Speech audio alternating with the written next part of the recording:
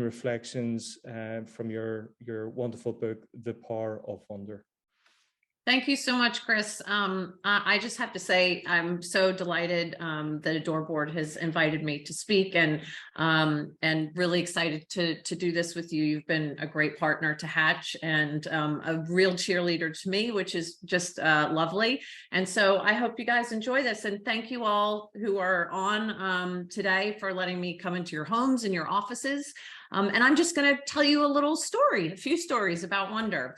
So I'm going to start with one story that you probably already know, you probably already heard, but I want you to think of it through a different lens. So in July of 1969, 600 million people watched the moon landing on television. It remains one of the biggest shared human experiences ever. And after that giant leap for mankind, the world was never really the same again. And so what we're seeing here is a picture taken by astronaut William Anders, and it was taken from Apollo 8, called Earthrise.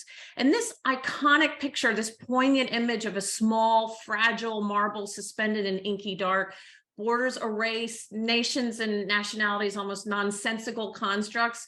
This image confronted some of our most deeply held beliefs about humankind's place in the universe, and it triggered what many say is the modern sustainability movement.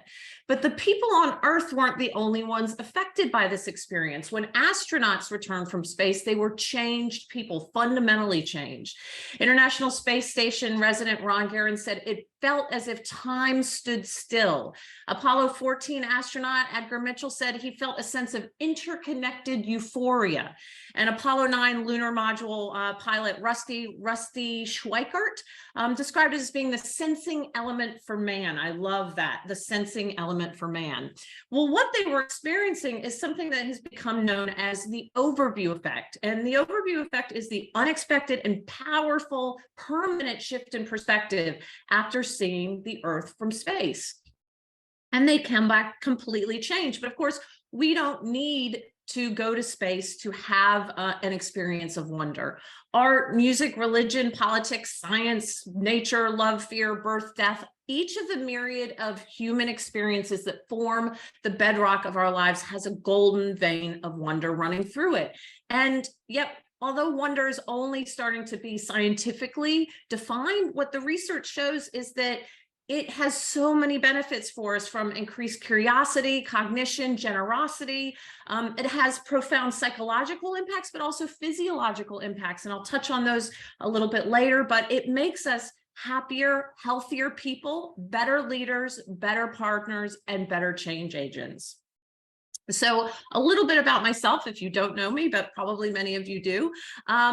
I studied design in undergrad, and then I went on to go to Queens for grad school. But in between, I was a homicide investigator for the Department of Justice, working with men and women on Florida's death row that we believed didn't belong there.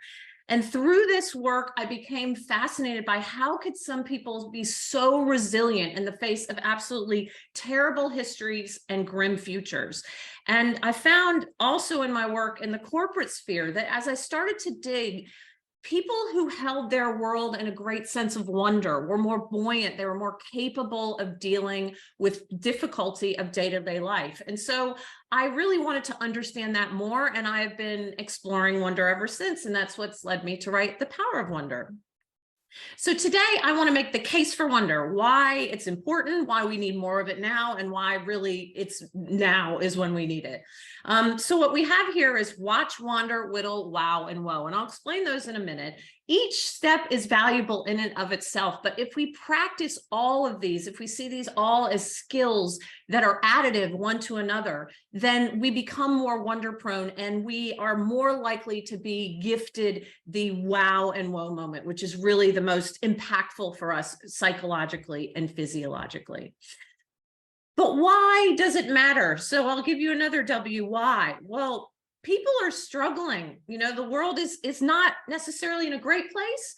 In some ways, 1 in 4 women is on antidepressants. 284 million people globally have an anxiety disorder. The World Health Organization declares stress as epidemic.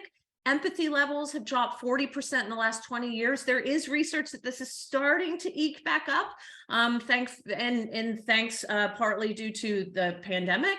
And this crisis news cycle that we have, it creates empathy fatigue. And a lot of people experience that after the pandemic. And then, of course, as I mentioned, we're in the middle of a pandemic.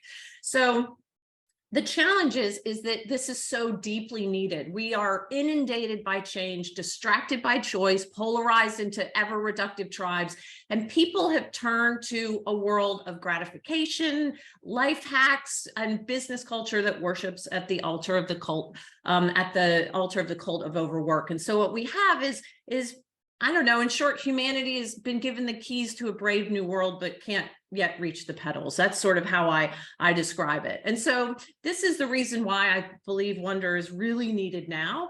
But wonder is a universal emotion. It's something that we've been feeling as long as we are humans. And we see it embroidered through so many of the things that bring us joy in our lives, art and music, philosophy and the like. So we'll start with the first element, and this is what I call watch.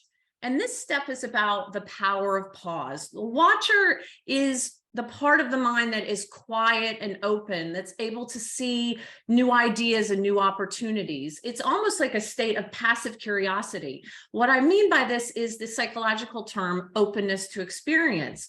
So what does passive curiosity or openness to experience mean? First, it means being present. It's about observing the world, taking no detail for granted. It's trying to see the familiar and unfamiliar ways to spark some novelty in our life. It's also about not just being, when we talk about being open to experience, I want to make it clear that I'm not talking about people who are gregarious and bubbly like an extrovert. That's not the kind of openness I'm referring to. It's an openness to ideas, to new types of thinking, to new experiences. And it's what's called one of the big 5 personality traits. Openness to experience is associated with all sorts of positive life outcomes, things like performing better in school and work, having healthier relationships. And it's one of these things that can be tracked over the course of our lifetime, pretty much set by the time we're about 25. But there are also ways that we can enhance our sense of openness to experience. So this is the watcher. And I think that practicing watching, practicing slowing down can have a very practical application, certainly in the workplace. This is an oldie but a goodie, Daniel Kahneman's book, Thinking Fast and Slow. It is a tome if you've ever had a chance to read it. Fascinating man. This book, this man who's a psychologist won the Nobel Prize in economics for this book, the understanding of why we make the decisions that we do. And one of the things that he talks about in this book is the dangers of what he calls action bias. It's also known as intervention bias. And action bias is the tendency for us to act hastily without considering all options. And this is particularly acute when we're under pressure or trying to gain control of a situation we feel we don't have control of. And it's also more acute during times of impatience or when our fight or flight mode is triggered. And I think that we've had a few years of this where we feel like we can't gain control of the situation. We're impatient, we're waiting for things to get better. And it finds fertile ground also in a culture replete with what is known as productivity porn, right? People who feel this feverish drive to be seen as always highly productive and usually posting about it on social networks and social media. And then to add to this, part of human nature is that we tend to honor leaders who take action during crisis, even if later it was proved that that action was wrong. We still say, oh, they were decisive. That's a good quality. So these two faces of action bias create sort of this perfect storm, particularly difficult for a manager or a leader, that you have this desire from society to be very to take action, to be very decisive, and then as human wanting to engage in an action that lessens this sense of personal anxiety and gives you a sense of control. And we tend to want to be in action all the time rather than pausing. The challenge is action bias, and failure to pause, failure to be present is a wonder killer. So obviously being more open, allowing ourselves to be that quiet, open watcher is a very positive step towards being wonder prone. So the next step is wander. And so what we're doing now is moving from passive curiosity to active curiosity. Wandering is a meandering of the mind that allows for curiosity to flourish. It's exploring with the curiosity of a child, again, the very open eyes of a child. And it's allowing yourself to go down rabbit holes, also to hit dead ends and turn back around again. Curiosity is fascinating. Did you know that curiosity actually changes the chemistry of your brain? There was a piece of research done out of UC Davis, and they found that when participants were shown a question that interested in them, their brains associated that with dopamine. So this is the part of our brain that triggers us to explore. So when we see questions that interest us, our brain says, oh, I want more. And so when the dopamine release became active, then what's interesting though is that when we're showed the answers to something that interests us, our hippocampus is triggered. Our hippocampus is the part of the brain that embeds things into long-term memory. And so this is really when we learn in the context of our curiosity, that information stays in our brains longer. Einstein so revered curiosity, he called it holy curiosity. But one of the challenges is that we tend to see sometimes curiosity as exploratory behavior, but really seeking novelty, seeking newness. So I see curiosity as being two different types of curiosity. We have surface curiosity and deep curiosity. So surface curiosity is sort of this novelty seeking, newness. It skims the surface. I kind of think of like a rock that's been skipped across a pond. It can get pretty far, but it doesn't actually fulfill a deeper need. This is the kind of curiosity we have where we Google search for the answer to a bet, to win a bet. It's the sort of the types of rabbit holes sometimes we can go down with the internet. And the internet is an incredible repository of so much information. The challenge is that it's so much information is so accessible that we tend to skip along the surface rather than getting deep into thinking. So the difference in deep curiosity is that it's intellectually challenged, it's focused, and it also is exploration for exploration's sense. And it's basically that we desire to fulfill ourselves with more information. And we find people who are deeply curious about the world also end up being deeply curious about each other. So people who are curious tend to have a more empathy. What is the lack of curiosity? Well, it's not great. Lack of curiosity can lead to everything from body dysmorphia to groupthink to prejudice and low empathy. And so curiosity is a very positive quality to have. And when we think of curiosity, this is where wonder is sort of a shapeshifter, right? There's wonder as the verb, and then there's wonder as the noun. So curiosity is the wonder as the verb. It's to wonder. And this is really one of the key elements that starts to connect us with being more wonder prone. Now, it's also particularly important, I mentioned about the hippocampus and embedding memory in long-term, and embedding information in the long-term memory. And it's very important because the education system today is not preparing kids for the level of change that they're going to have to experience in the future. So this statistic is wild. I always think a child today will have 18 jobs in 6 industries. Since I started quoting this McCrindle research, it's actually increased. Just a few years ago, it was 16 jobs in 5 industries, but it keeps growing. So the amount of change that children leaving school today will have to manage, they're going to have to become very, very adept at learning and unlearning really efficiently. So there's a great quote by educator Alan Tuffler. He said, "The illiterate of the 21st century will not be those who cannot read and write, but those who cannot learn, unlearn, and relearn." But one of the challenges is we're not usually allowed to sort of engage in deep curiosity until we reach higher levels of school, and sometimes a little bit when we're children. But the period in between sort of graduate school and kindergarten, it's very, very, secondary school is very focused on A plus B equals C learning, right? Standardized tests, the single right answer, and you have to regurgitate them for a particular score. And that is not the kind of curiosity that that helps you embed information and long-term learning. It also makes it harder to unlearn and relearn. So I think it's recognizing that Socrates said wisdom begins in wonder, and his approach to education and learning was very much one of explorative curiosity. And we see in alternative schools a lot more of this this allowance for that kind of exploratory curiosity.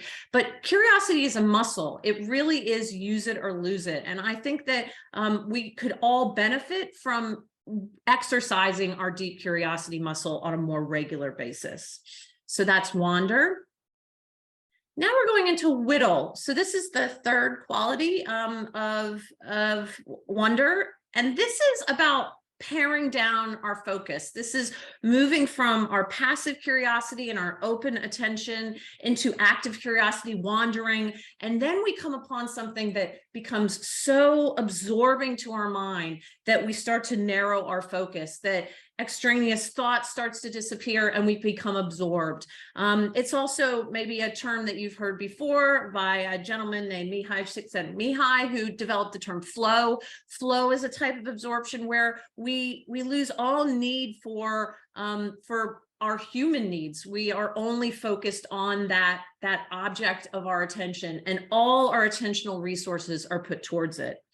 So I love sort of this story of an example of how whittle can help us lead to the wow and woe. So you've probably heard of Frank Lloyd Wright, obviously one of the finest architects in the world. And I've got some pictures here of some of the homes that he's designed. He loved these tiny little pent-up hallways. They describe them sometimes as narrow as a Pullman aisle. You can almost like reach your hands out and touch each side of the hallway. But these small cramped hallways would then open up into spaces like this, these grand crescendos of rooms, you know, cantilevered space. This was on purpose. Frank Lloyd Wright was a keen student of the psychology of space, and he knew that the differential between these dark pent hallways opening up into these light-filled cantilever halls would elicit awe.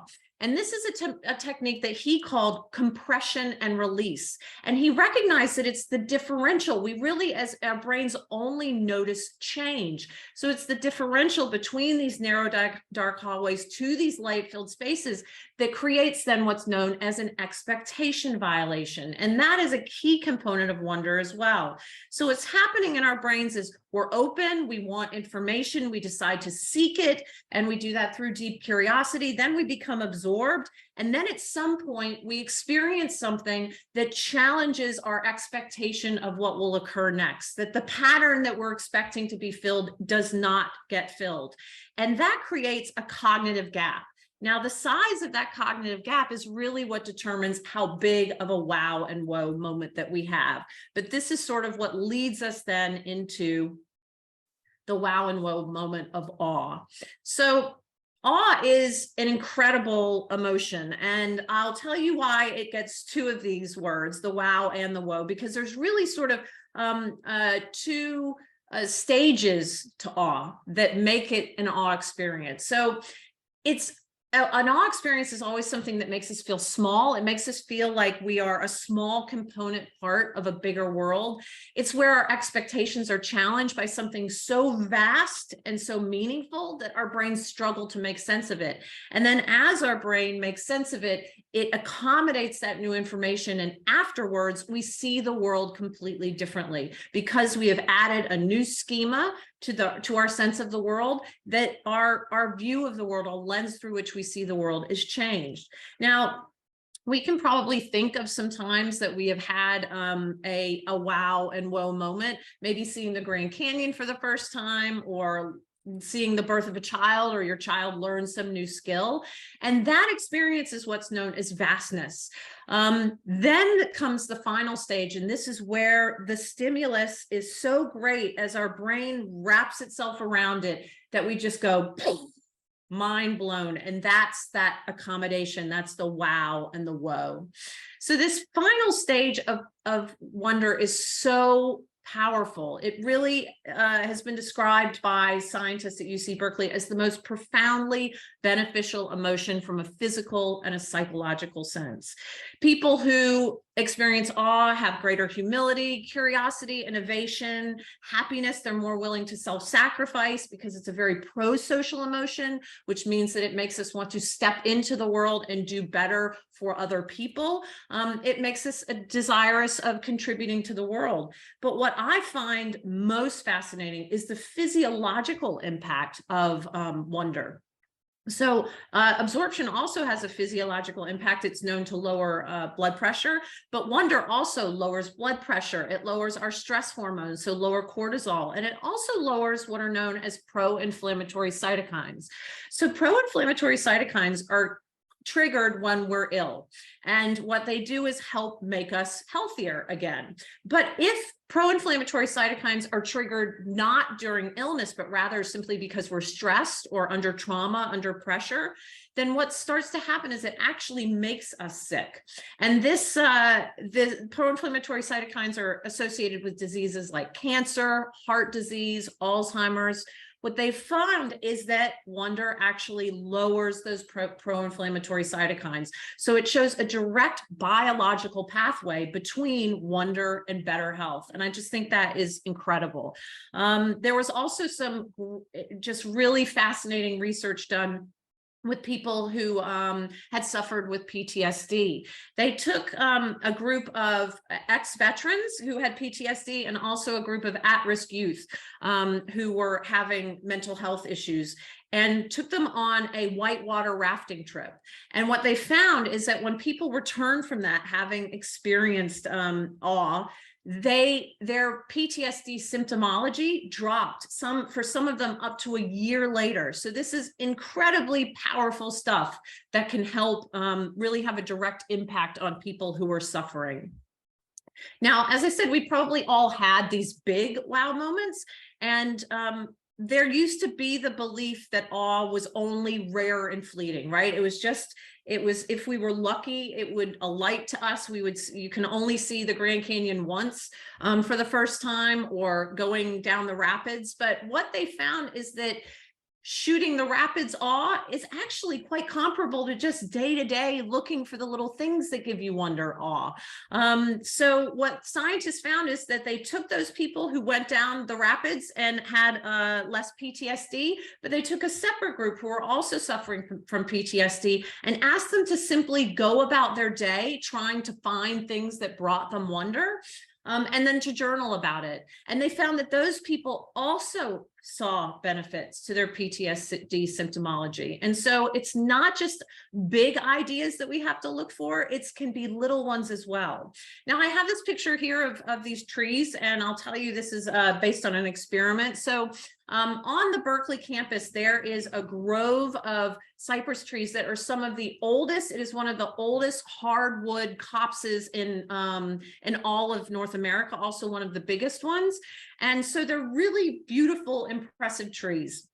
What they did is they brought out two groups of people, had one group look up at a tall building, another look up at the tall trees. For just 3 minutes, they had them do that. So only 3 minutes.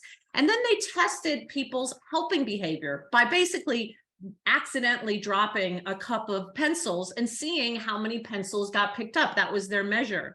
And the people who had looked up at the trees were significantly more desirous of helping. They were more pro-social.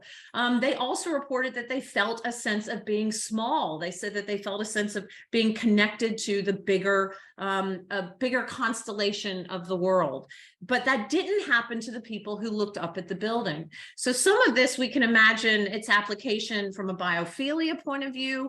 We know that being in nature is good for us.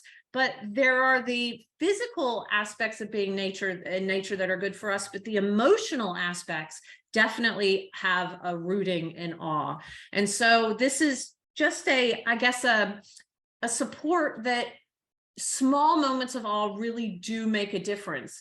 In fact, there's research that shows even just watching drone footage of awe-inspiring spaces can have some of these impacts. And this is being trialed in prisons, and we're seeing reduction in harmful activities. It's being trialed in nursing homes and in hospitals where people are not able to access green spaces on a regular basis, and they're showing that that increases healing. So it's a really fascinating, powerful, measurable impact that this aspect of wonder can have. So I want to just talk a little bit about some practical ways that you can apply this, because now I've talked about all this conceptual stuff, which hopefully at least has made a little bit of case for wonder, but I want you to be able to go away and use it for something. So one of the ways is that we can start to use it just as a mechanism for communicating with other people. What is your awe archetype? What brings you awe? What gives you a sense of wonder? What is your wonder bringer? Is it music? Is it nature? Most wonder bringers fall into 3 buckets. So it's either natural, it's social, or it's cognitive. So it's either the natural environment. Most people find some degree of wonder from the natural environment. It's social, it's from other people. We get social wonder by hearing someone very charismatic speak. We just had Martin Luther King Day, a true wonder-bringing charismatic. But we can also get it when we see people that we engaging in activities that are really impressive or helpful to other people, especially if those people are our friends, and we see them act in that way. That gives us a sense of wonder. And then the last is cognitive, and that's sort of feeling a sense of wonder at ideas, like the idea of a folded universe. And I tend to, a lot of my wonder bringers are very cognitive, very nerdy and intellectual. And so those are sort of the ways that we can start to define how we find wonder, and using that almost like a love language to say, this is what my wonder bringer is, and to discuss it with your partner, with your friends, to see what brings them wonder. And it becomes another mechanism for deepening your relationship, for understanding the people around you in a more powerful way. So slow thought is another way that we can bring wonder into our life. You probably heard of the slow food movement. It was a movement started by Carlo Petrini. He was fighting against the introduction of a McDonald's into a particular square in Rome. And he said that this was just the downfall of everything that he saw as meaningful in life. And I want to get this quote. He said, "We are enslaved by speed and have all succumbed to the same insidious virus, fast life." And so it's really a philosophy about slowing down. And the slower we are, the more prone we will be to awe and to wonder, because it allows us to see what's around us. I talked about the expectation violation and that cognitive gap that needs to be closed so that we feel that sense of wonder. But if we're so busy, then what happens is we don't even really notice that cognitive gap. We don't notice the things that we can feel wonder about, and we will just sort of file what we see away in our current mode of understanding, rather than really allowing ourselves to examine it and be changed by it. So the first step to slowing down is just being present. I know it's easier said than done. Take a screen hiatus. That is very difficult for me. Unplug. Deep breathing is very helpful. Daydream. Daydreaming is a great conduit to more wonder, or even nap. Sleep also supports wonder. Meditation. This will be to put this in another reason, yet another reason why meditation is good for us. Pretty much all meditation is good meditation. Mantras, visualization, even walking meditation can help us get closer to being more wonder prone. Another way is wonder journaling. Research shows that as we write about things that bring us wonder, it both primes us for the future to find more wonder, but it also helps us reflect on it, and therefore our bodies are reflecting on it as well. It's almost like we're experiencing it again. So really just take 5 minutes to observe. How do we do this journaling? You take 5 minutes to observe something that gives you a sense of wonder, and then you can write just 5 sentences about what that sense of wonder meant to you, how it made you feel. And for those of you that say, I do not have time to experience this stuff, it's all very fluffy. Wonder actually stretches time. It makes us feel like we have more time. So if you have a sense of time paucity, you feel time poor. The research shows significantly that when we experience different aspects of wonder, we feel less rushed. And with that additional time, we are more willing to volunteer that time to other people. So it makes us feel less rushed and also just nicer people. And so I see this as sort of one of wonder's virtuous circles, in that if we just get on the wonder train and give ourselves time, it'll make us feel like we have more time, which will make us want to engage in more wonder. And then it becomes this really additive, positive process. And then the next is wonder walks. And what makes a wonder walk a wonder walk? You decide it is, pretty much. There was research where scientists asked people to take selfies at the beginning of a walk and at the end of the walk, and then they gave them two sets of instructions. One, they just said, go on a half-an-hour walk, and the other said, we are going to prime you to see wonder during this walk. And what they found is that the people who had the wonder walks came back with bigger smiles at the end on their selfies, but also experienced stress reduction over the course of almost 2 weeks after that wonder walk. So what makes a wonder walk other than saying, I'm going to find wonder on this walk? Take an unexpected path. We want to try to get novelty to trigger that expectation violation. Big things and high places, again, things that make you go, wow, you know, the sea, mountains. But if you can't get that big thing that makes you feel small, then go small. Look at the tiny little details on your walk that maybe you would have missed otherwise. And you'd be amazed at how sometimes going small into the minutia of our world can actually give us a great sense of wonder. And again, if you can't get outside, you can do the 4 minutes of drone footage, and you can do a virtual wonder walk.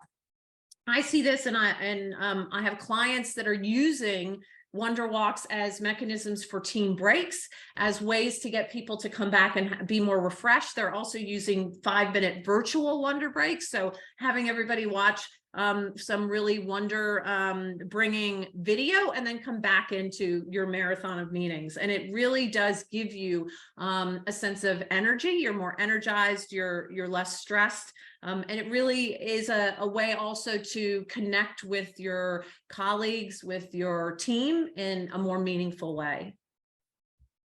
And then the last wonder bringer that I want to share with you is gratitude, and not just in the way that we thank people for things, which is helpful, but really like a reverential gratitude, a deep well of gratitude that we feel for our life and for other people. Many people find this through religious practice. And what we know is that people who are religious, when they have a wonder experience, will assign that wonder experience to their religious frame. So it becomes sort of this frame that from which wonder can hang. But if you're not religious, then you can also experience it from a secular point of view. And I think also that's one of the things that I find so amazing about wonder, is that it doesn't conflict with any other previously held belief systems. It slips into them. It dovetails into them. So this picture is just one of my most favorite images. And for any of our Irish folks joining,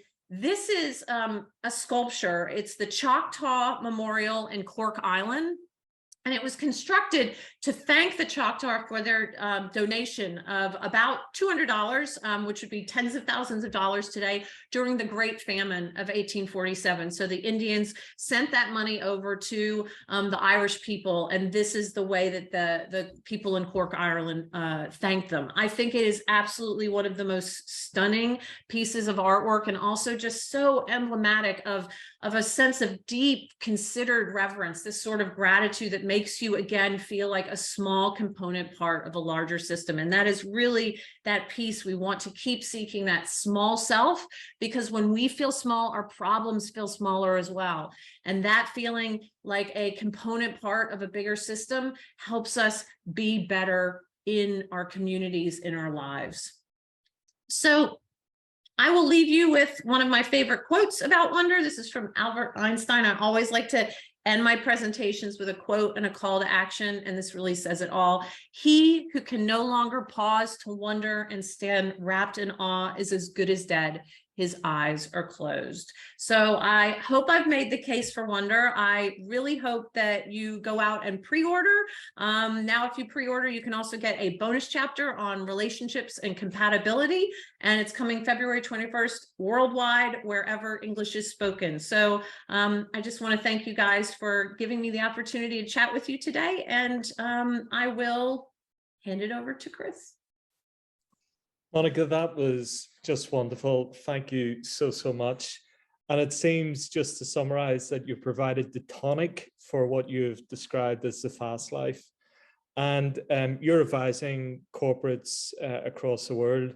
And it seems that this is a way to facilitate, people to reduce stress in their life, to disconnect from always on, the screen time and all the rest. How would you provide or advise organizations to enable that? You talked about the Wonder Walks, creating ways to do that. What are some of the things in terms of the strategies for building employee engagement where you would then apply this? So I actually have a program called Wonder at Work, and it touches on some of this, and it's everything from just keynotes to actually a 6-module training course. And if we look at the 6-module training course, it really focuses on things like empathy and emotional intelligence, authenticity. Authenticity is enhanced by wonder. And we know that bringing our whole selves to work is really important. And then obviously curiosity, which is a key component. So what I always start with, the most simple thing is to try to get your people curious about other people. That is the heart, that is the essence of what empathy is. It's the essence of good leadership. It's how we listen. But curiosity about other people, it becomes this circular process, because there was research that showed that if you ask someone questions and you're genuinely curious about them, that person you're talking to will find you more attractive.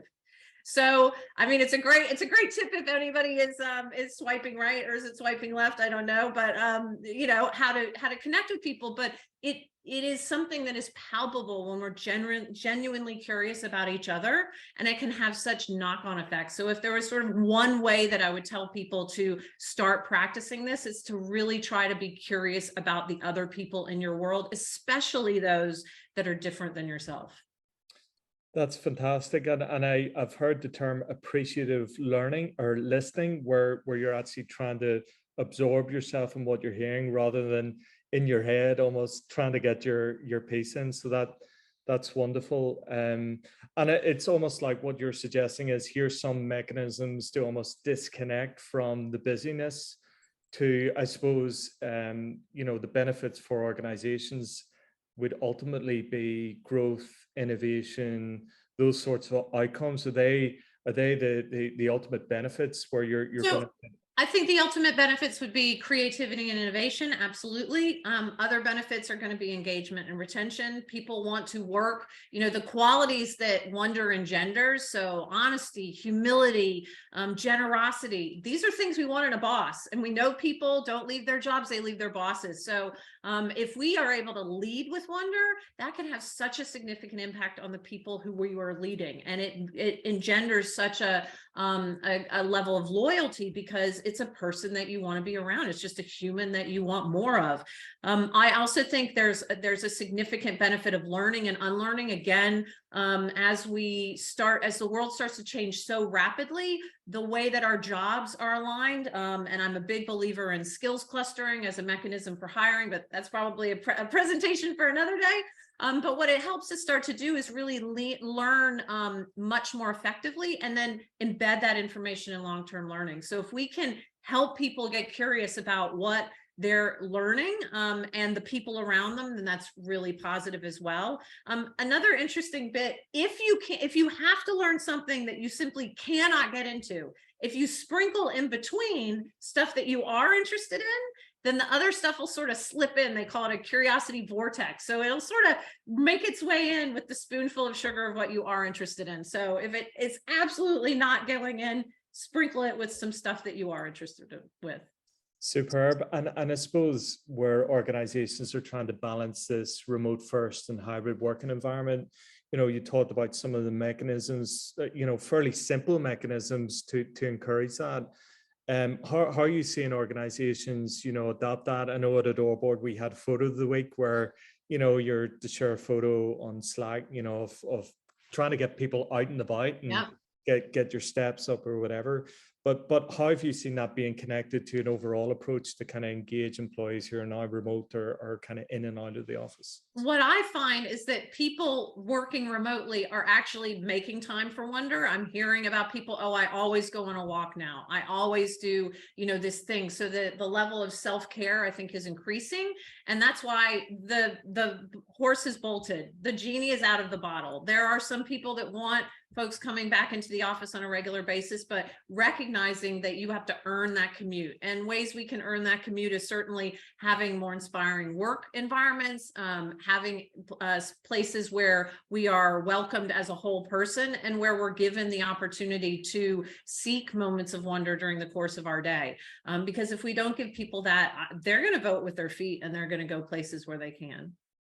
And do you think then that this is a more unconventional or more radical approach to then, almost arrest ourselves out of this malaise that's happened with organizations over the last decade? Is this a response to that in some ways, Monica? I think in some ways it is a response to that. I do believe that we are, as a populace, really overwhelmed. And I think that even though we have more time, just statistically, because of technology and labor laws and the right, we have more time, but we don't feel like that. And so people are really, I think people are in some ways desperate. And it's very interesting. Also, history shows that post-pandemics over time always creates this vacuum where people want to fill it with some meaning. And frequently that has been a meaning that is associated with religion. But as people start to become more spiritual but less religious, now people are seeking for that meaning in another way. And I think that wonder can offer that. I don't know that it's necessarily radical. I think what the idea of wonder does is aggregate a lot of things that we've been talking about for a long time. We talk about that we need to meet people with openness and do a better job of listening. We've been talking about curiosity and we've been talking about absorption. So flow, everybody's been trying to get flow. Empathy, we talk a lot about, and I think this is just a way to aggregate it and not have it feel so disparate, and actually say these are all heavily connected. And we can access all of these things through this emotional experience that is wonder. That's fantastic. And I love that term, earn the commute, as well. I think that's just a wonderful reflection. If we were maybe to kind of pause and think about how this connects to leadership and the organizations that are adopting these practices, you would hope to think create more authentic leadership and space for employees to do that. Could you maybe talk through how? And I don't even need to think that. The evidence is quite clear. What they've found is that leaders who experience certain aspects of the wonder cycle on a more regular basis connect with the people who are under them more deeply. Communication flow is more effective, so knowledge exchange is improved, and collaboration between teams is improved. And so we know that when people experience wonder, that openness that it triggers, that natural curiosity, drives really positive outcomes in the work environment, in particular, sort of vis-a-vis this up and down elements, the hierarchical elements, that it filters down several layers in a palpable way. And I think what the clear message is, these are very practical steps that any organization can take. You don't need to be Lego, for example. No. So these are all fairly practical steps that you can take. You have a chapter about how it applies to work. And you've talked more broadly about why society needs wonder and how this could really, help individuals and society at large.